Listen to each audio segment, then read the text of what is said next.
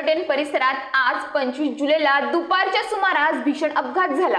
मिळालेल्या प्राथमिक माहितीनुसार इको कार आणि R15 मोटरसायकल यांच्यात जोरदार धडक होऊन दोघे जण गंभीर जखमी झाले आहेत। अपघातात जखमी झालेल्यांची नावे रोहित सांबरे आणि विशाल सांबरे अशी असून ते दोघेही हमरापूर करंजपाडा येथील रहिवासी आहेत। अपघातानंतर दोघांनाही गंभीर दुखापत झाल्याने त्यांना तातडीने रुग्णालयात हलवण्यात आले। एकाला सेलवासा येथील रुग्णालयात तर दुसऱ्याला मस्ताननाका येथील नोबेल हॉस्पिटलमध्ये दाखल करण्यात आले आहे। दरम्यान अपघातात सामील असलेली इको गाडी आमगाव येथील असल्याचे समजते। विशेष म्हणजे अपघातानंतर इको कारचा चालक घटनास्थळावरून गाडी तशीच सोडून फरार झाला आहे। अपघात नेमका कसा झाला आणि दोन्ही वाहने कोणत्या दिशेने जात होती याबाबतची माहिती अद्याप स्पष्ट झाली नाही। News police reporter Appu Mukle, tail.